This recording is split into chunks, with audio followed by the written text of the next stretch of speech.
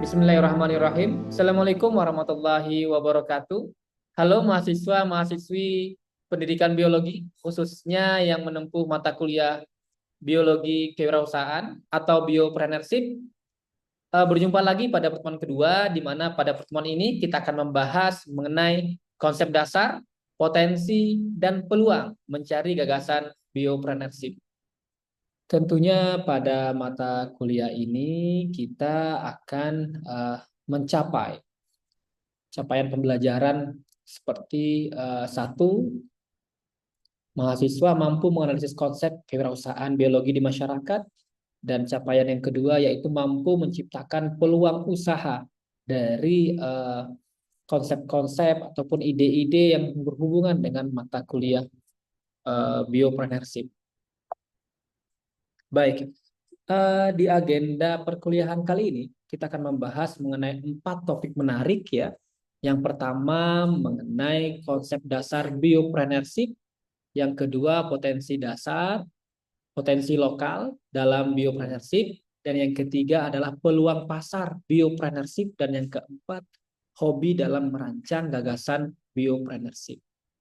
Keempat ini merupakan kunci sukses awal dalam menciptakan sebuah gagasan ataupun ide untuk menghasilkan sebuah usaha yang berlandaskan dari keilmuan biologi kita.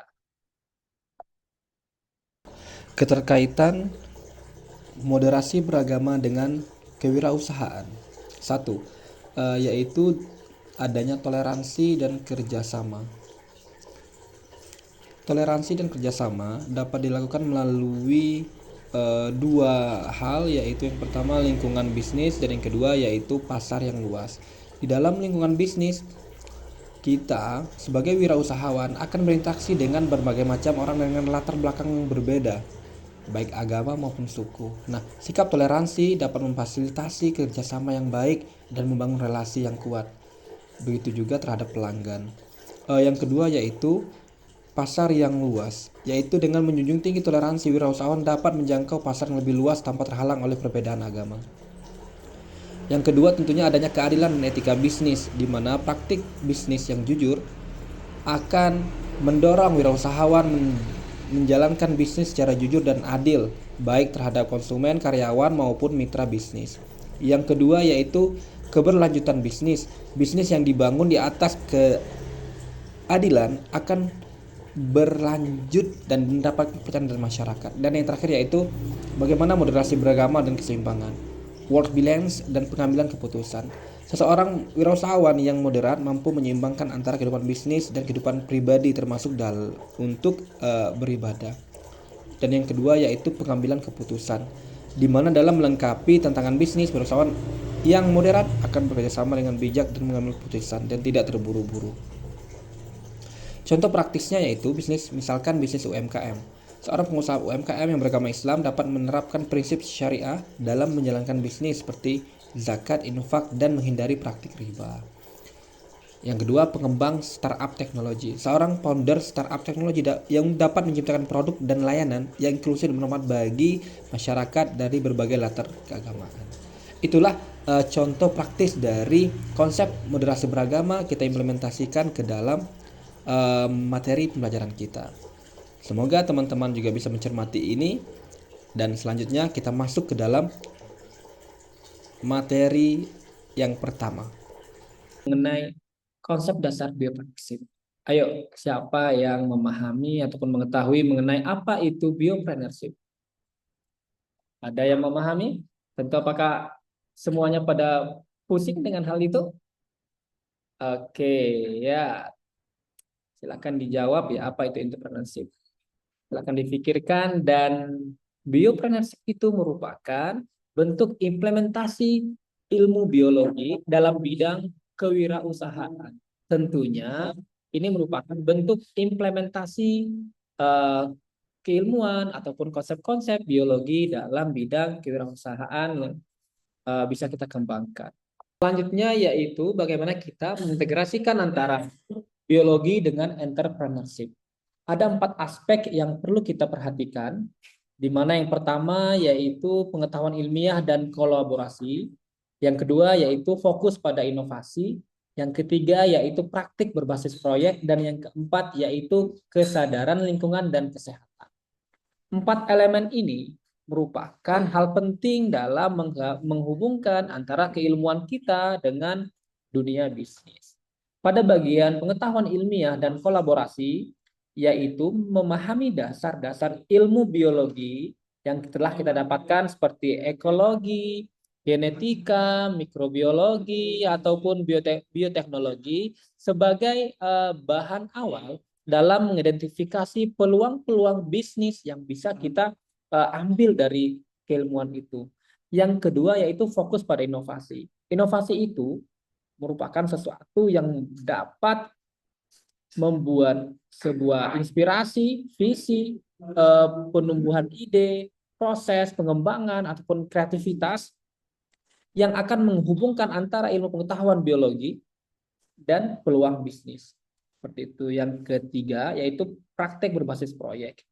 Dari pengetahuan dan kolaborasi kita serta hasil dari inovasi, tentunya kita akan mengembangkan sebuah bisnis yang didasarkan dari proses penelitian ataupun observasi awal dalam penemuan masalah dan bisnis itu sebagai solusi yang kita tawarkan kepada masyarakat. Tentunya kita tidak melupakan bahwa isu kesadaran lingkungan dan kesehatan menjadi aspek penting dalam menumbuhkan ide yang kreatif dan inovatif pada bisnis kita.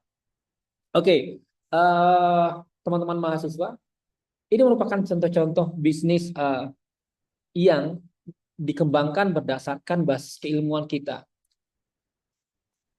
Ya, seperti pembuatan susu kambing, kemudian juga ada penjualan bibit anggur ya, di mana ada anggur yang bisa ditanam di dalam pot, kemudian bisa menghasilkan buah yang banyak, ya merupakan modifikasi dari genetiknya.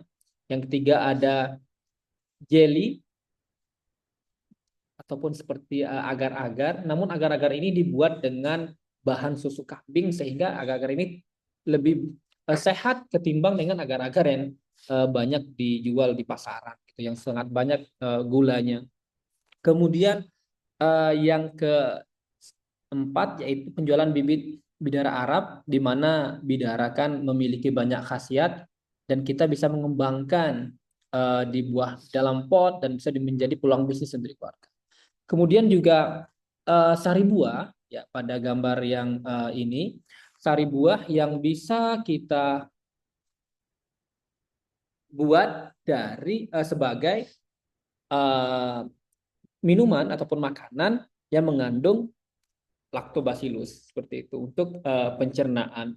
Dan yang ketiga ada yang terakhir yang keenam yaitu kulit kambing yang masih bisa kita manfaatkan sebagai penyimpan air gitu ya, wadah minum. Oke, selanjutnya selain daripada tiga produk itu, kita masih bisa memiliki tawaran-tawaran bisnis dalam ruang lingkup keilmuan kita yaitu biologi. Apa itu? Yang pertama, menjadi traveler yang eco-friendly. Gimana caranya? Ya, kita bisa menawarkan konsep-konsep untuk berpetualang ya dengan menggunakan barang-barang yang ramah lingkungan. Dan juga kita mencoba bertualang menjadi seorang yang mengumpanyakan bertualang ke lokal-lokal wisdom, kemudian kita bisa mengeksplor dengan meminimalisir penggunaan transportasi ya ke tempat-tempat area wisata ke alam seperti itu, dan juga kita mengurangi angka-angka pembelanjaan yang bisa memunculkan sampah. Yang kedua yaitu kita bisa membuka sebuah jasa guide ya. Nah, mungkin ini udah biasa dilakukan di sini, tapi jasa guide yang kita kembangkan yaitu jasa guide yang bisa memberikan layanan untuk berwisata yang lebih menonjolkan dari eco green ataupun nuansa-nuansa ramah lingkungan, sehingga selain berwisata orang-orang juga akan diberikan pengetahuan tentang bagaimana kita menjaga kebersihan dan kelangsungan dari lingkungan kita. Oke, dari sekian banyak contoh, tentunya akan saya tanyakan apakah kita memiliki ide. Silakan difikirkan ide apa yang ingin dikembangkan. Baik, kita masuk ke materi topik selanjutnya yaitu mengenai potensi lokal. Ada 5 kunci dalam mempelajari potensi lokal. Yang pertama biodiversitas, yang kedua sumber daya alam, yang ketiga pengetahuan lokal, yang keempat keunikan lingkungan, dan yang kelima adalah kebijakan dan regulasi. Kelima hal ini menjadi kunci dalam pengembangan potensi lokal yang bisa kita jadikan sebagai peluang bisnis. Tentunya biodiversitas dan sumber daya alam merupakan konsep-konsep di dalam pembelajaran biologi yang merujuk kepada aspek-aspek unik dari lingkungan geografis suatu daerah yang bisa kita kembangkan menjadi sebuah ide ataupun gagasan dalam mengerjakan ataupun mengembangkan sebuah bisnis. Tentunya supaya bisnis itu menarik, dia harus unik dan juga tidak menyalahi kebijakan ataupun dan regulasi yang ada. Materi selanjutnya itu mengenai peluang pasar. Nah, dalam menganalisis peluang pasar ada 5 langkah yang kita perhatikan. Tentunya yang pertama, kebutuhan pasar itu merupakan proses awal yang perlu kita identifikasi dalam melihat potensi dari bisnis yang akan kita kembangkan. Kita juga tidak melupakan tahap kedua yaitu tren industri. Nah, apa yang sedang berkembang di dalam tren industri biologi ataupun dalam regulasi yang ada. Bagaimana permintaan konsumen? Tentunya kita harus mempelajari tentang itu berdasarkan mini riset yang tentunya akan dilakukan. Selain itu, kita juga melihat bagaimana pesaing dalam proses pengembangan bisnis. Misalnya menganalisis pesaing di sektor biopreneurship. Misalkan kita ingin mengembangkan makanan yang sehat, tentunya kita harus melihat di luar sana orang menjual makanan seperti apa. Apakah makanan yang kita jualkan akan berpotensi lebih layak dan lebih sehat ketimbang makanan-makanan yang ada di pasaran. Itu menjadi aspek penting. Yang keempat yaitu inovasi produk dan layanan. Tidak bisa kita pungkiri bahwa apapun yang ingin kita kembangkan itu sudah ada di pasaran saat ini. Tidak ada hal baru. Yang ada adalah inovasi dan kreativitas baru yang kita ciptakan sebagai bentuk keberhasilan kita dalam membuat sebuah bisnis. Baru yang terakhir yaitu potensi pertumbuhan. Kita mencoba memprediksi dan mempertimbangkan tentang seperti apa pasar kita dan bagaimana potensinya untuk tumbuh dalam jangka menengah maupun jangka panjang. Nah, dengan mempertimbangkan ini, kita bisa mendapatkan peluang pasar yang sangat baik. Oke, pada konsep yang keempat, yang terakhir ya, tentunya kita harus memasukkan sebuah aspek diri ya, agar ini menjadi sesuatu yang tidak membosankan, bukan kegiatan yang membuat kita terbebani. Maka saya membuat satu subtopik pembelajaran yaitu hobi dalam gagasan usaha. Kenapa kita harus memasukkan hobi? Tentunya hobi itu merupakan sesuatu yang kita senangi, yang kita gemari, dan yang sangat enak untuk dilakukan. Makanya dalam membuat sebuah usaha, kita bisa menyinkronkan dengan hobi yang ada yang kita miliki. Barangkali dari hobi itu kita bisa membuat peluang-peluang usaha yang baik. Bagaimana kita mengintegrasikan hobi dalam kegiatan usaha? Yang pertama itu mengenal potensi pasar. Kita memahami tentang hobi kita, kemudian kita analisa bagaimana pemahaman pasar yang berhubungan dengan hobi kita, bagaimana relevansinya, bagaimana potensinya. Yang kedua adalah ide produk atau layanan berbasis hobi. Misalkan teman-teman hobi mengoleksi serangga, ya, karena sangat suka dengan pembelajaran di fisiologi hewan ataupun anatomi hewan ataupun insekta gitu, sehingga hobi sekali mengembangkan ataupun melihat serangga. Nah, dari serangga itu teman-teman bisa menjadikan sumber inspirasi, misalkan mengembangkan gantungan kunci dari serangga X, atau memang mencoba mengembangbiakkan sebuah serangga yang dianggap unik dan bisa dijual sebagai bahan untuk praktikum di sekolah-sekolah. Nah, seperti yang keempat yaitu keunggulan kompetitif, di mana hobi kita itu memiliki aspek besar yang bisa membuat bisnis kita bisa lebih unggul dari yang lain. Dan yang keempat yaitu hobi itu bisa menjadi bentuk yang muncul dari diri kita dalam keseriusan dan motivasi. Karena memang dengan kita hobi terhadap sesuatu itu, kita akan lebih mencintai dan lebih serius dalam berusaha mendapatkan dan melaksanakannya. Jadi itulah mengapa saya menyebutkan hobi dalam gagasan. Oke, saya kira itu materinya dan teman-teman bisa mengerjakan LKM yang sudah dibagikan, di mana di LKM ini kita akan merancang sebuah mini riset ya. Mini riset ini didasari dari pertemuan satu dan pertemuan hari ini. Teman-teman bisa mencoba mengidentifikasi permasalahan yang ada di lapangan, kemudian permasalahan ini akan bertujuan untuk mengidentifikasi peluang-peluang usaha yang ada di masyarakat. Nanti silakan laporan progres observasi lapangan ditulis pada tabel yang sebelah kanan dan silakan nanti dikerjakan dan dikumpulkan pada pembelajaran pertemuan minggu depan. Silakan selanjutnya kita bisa berdiskusi dalam pengerjaan tugas ini. Nah, baik. Terakhir, saya akan memberikan sebuah gambaran mengenai peluang biopreneurship ya. Jadi banyak sekali ini bagan-bagan produk-produk yang ada yang di kiri, yang di kanan, yang bisa teman-teman gunakan sebagai ide usaha.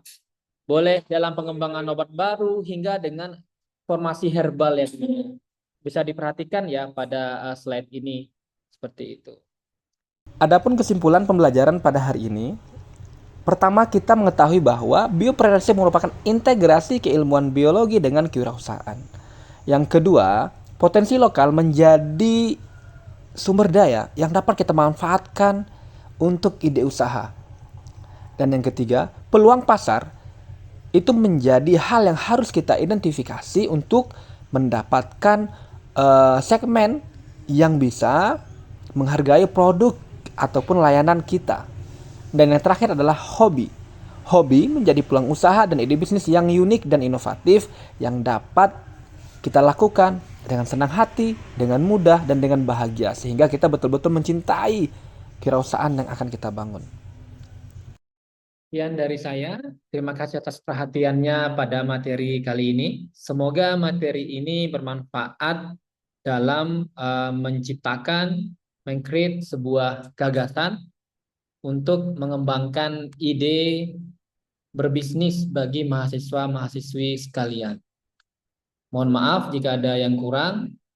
Saya akhiri. Wassalamualaikum warahmatullahi wabarakatuh.